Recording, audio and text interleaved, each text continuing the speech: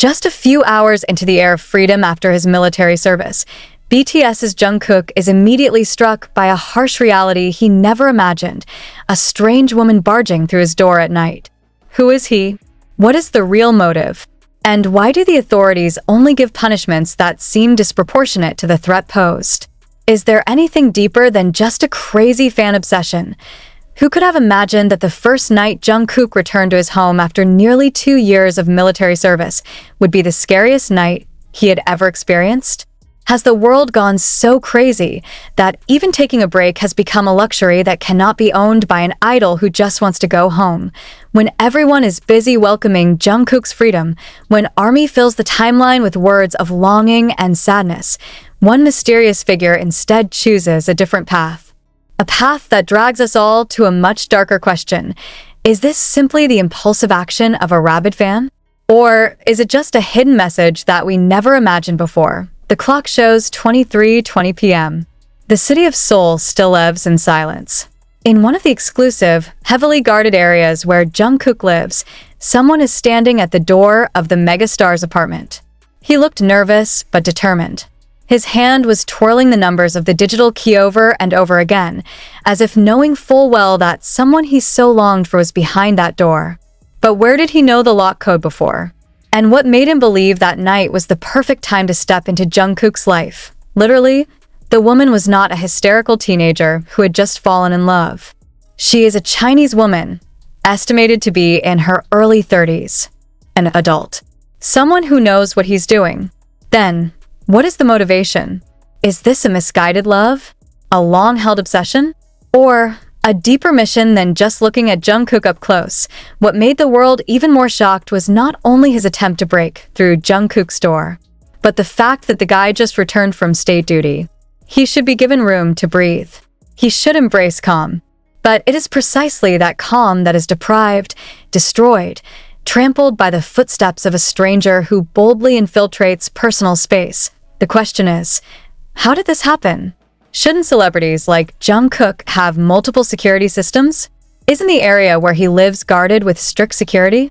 And if it's true that she didn't have access before, how could she have been so calm trying to enter code after code? Is there any internal information leaked? Was there a third party who deliberately arranged all this? It didn't take long for the Seoul police to intervene. The woman was immediately secured. However, here lies the irony that made the fans' blood boil. The sentence imposed on him was just 8 hours of sexual violence prevention education. 8 hours. For attempted burglary of a public figure's home. For actions that could trigger long-term trauma. 8 hours for a night that will haunt Jungkook probably all his life. I ask the law in this country so lenient on the sasaeng case. Or is this a reflection of a system that still does not understand how serious the threat to the privacy of South Korean celebrities is? Or is there pressure from unseen parties to cover up this incident as quickly as possible so as not to tarnish the name of the agency, government, or even the Hallyu Wave tourism sector? What is more terrible than the sasaeng is not only their actions, but how the systems seem to welcome them with open arms. They attack at airports, in cars, even in private homes. They shoot from a distance, stalking from morning to the next. But when they are caught, they are only given a warning, only given education. It was as if they had broken down just a wall, but what they had broken down was someone's sense of security. BTS, in the past, have often voiced their discomfort with sasaeng. Jungkook has also experienced some frightening events, being stalked to the gym, being photographed secretly while sleeping, and being sent unreasonable gifts. But the incident this time is the most real, closest, most dangerous point. One more step, and the woman could have made it in.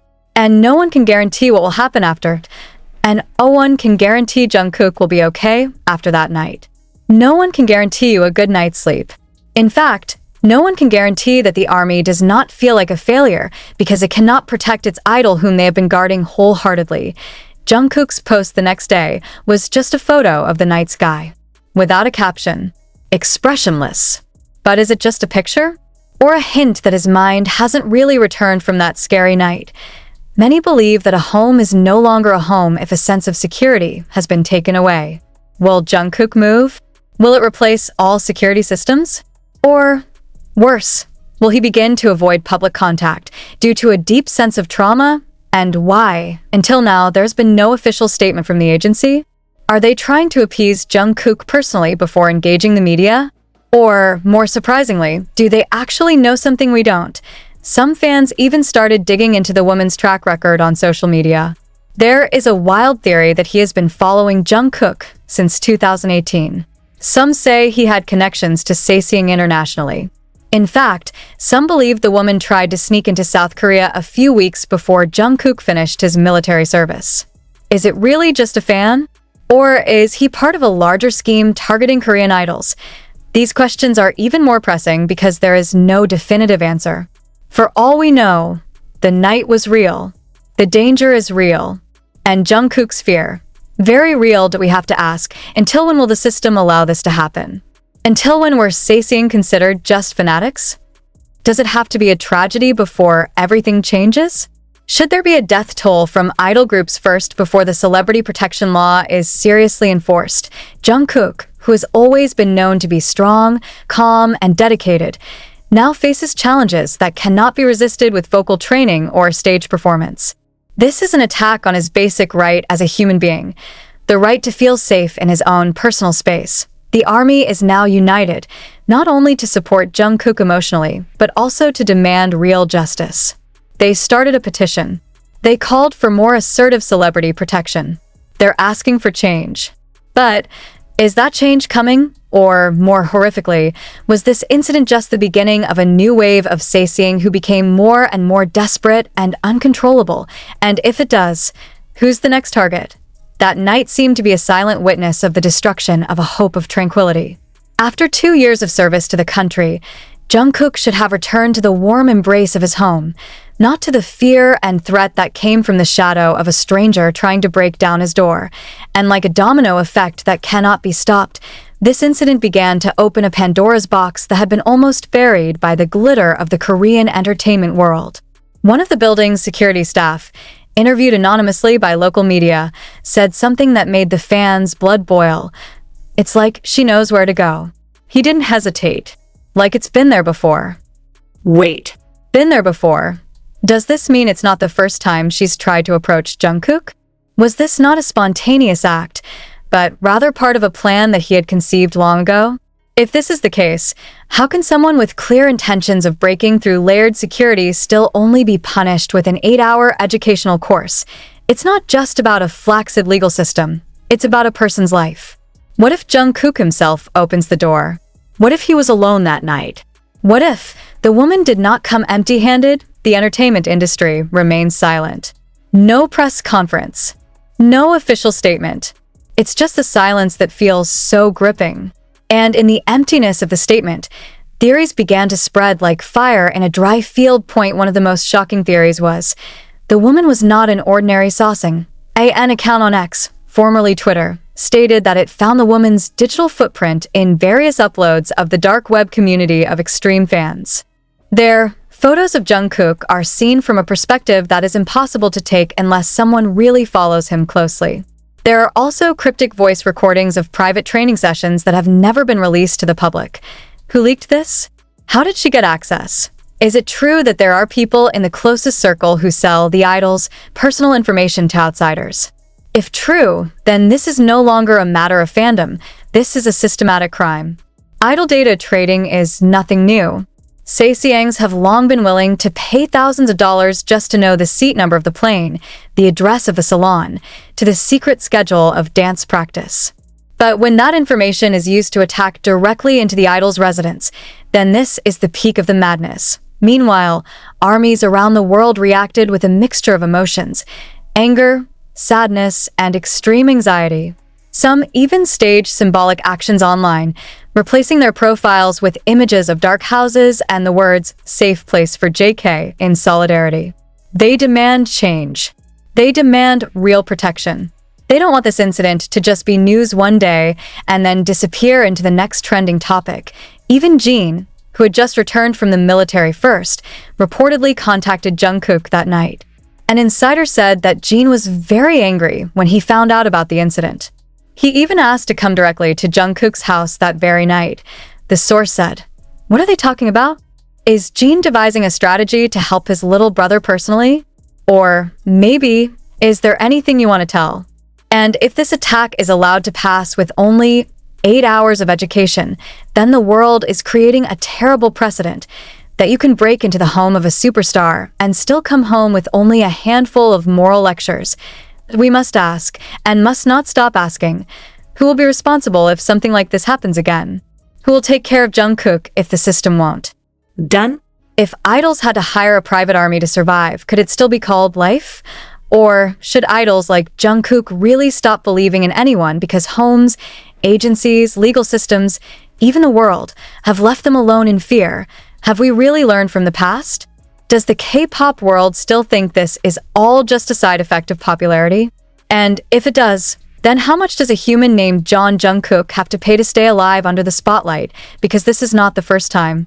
Not even the second. Let's go back to the early years of BTS. As their names began to shake the world, the shadow of the sasaeng was already clinging to their every step. Do you remember when V once said that he was afraid to get on a plane because there was always a mysterious fan appearing in the backseat? Do you remember when Jin was being stalked even when he was with his family? But Jungkook, he was always an easy target. As the golden mean, he is not only the youngest, he is also the most visible to the world. His face appeared everywhere. But do you know what the price of visibility is? We too often think of idols as public property, as if because we love them, we are entitled to them. But what kind of love makes a person wait in the dark, trying to code the key to someone's house like a robber, just for the sake of meeting his idol? What did the woman think? That Jungkook would open the door, smile, and say, "Come in, you're my sasaeng?" What's wrong with this world? And even more terrible, are we witnessing the transition of sasaeng from mere stalkers to a direct physical threat? If in the past they targeted personal information, now they knock directly into the idol's house. A former sasaeng interviewed anonymously once said, "We don't want to hurt them. We just want to feel closer." But how can someone who truly loves his idol think that terror is a form of affection? Furthermore, an observer of Korean pop culture said that sasaeng actions like this are the effect of people's obsession with control. Idols are considered public property, not private. They became a symbol of hope, escape, even impingement. When someone's life feels empty, they begin to fill that void with an obsession with public figures. And when the line between reality and fantasy is blurred, then moral boundaries also disappear. The question now is, how will Jungkook reimagine his inner sense of security? Many fans began to wonder, will this incident make Jungkook change his whole life? Will he leave the house he just missed during the draft? Will he withdraw from the public? Or worse, will he begin to fear love itself? Because wrong love can feel like a prison. We can see the anxiety in the other members' eyes. During J-Hope's brief live a few hours after the incident, although he did not name names, his tone changed when a fan asked how Jungkook was doing. He said quietly, "Don't worry, we're together." But is it really enough? And in big hit silence, many soldiers actually felt the agency was too silent. The hashtag protect Jungkook with action started trending around the world. They ask for transparency. They want a better security system. They even requested that Jungkook be given a 24-hour personal bodyguard. But funnily enough, some media outlets are even trying to deflect the issue. A tabloid carried the headline, "Is Jungkook inviting obsession with his open lifestyle?" This question angered many fans. How can the victim be blamed? Is he not entitled to live in his own house? Does he have to live in fear just because he once shared a happy moment with his fans? And it is precisely from questions like these that an even greater concern is born, that the Korean entertainment industry system, which creates, raises, and sells idols like perfect products, doesn't really care about the humans behind that popularity. Even when their lives are in danger, a former K-pop idol manager said anonymously, "We are asked to keep the schedule, not keep their souls. The important thing is that they show up. The important thing is that they smile, no matter how dark their personal lives."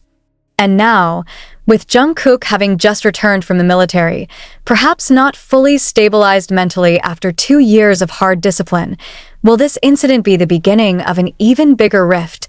What if he begins to feel that the safest place is in the military barracks, not his own home? You know what hurts the most about loving this world? Set a fan at the global discussion forum. When that world embraces your idol during the day, but tries to rob him at night. It's not over here. There are still many unanswered questions. Is the woman acting alone or commanded? What is his real motivation? Is he obsessed? Or is this a form of sabotage? And if so, who is behind it? We also haven't touched on the parts about how the international media reacted to this event, how the Korean public viewed the 8-hour educational punishment system, and so on, whether the army will take the case further into the realm of international law.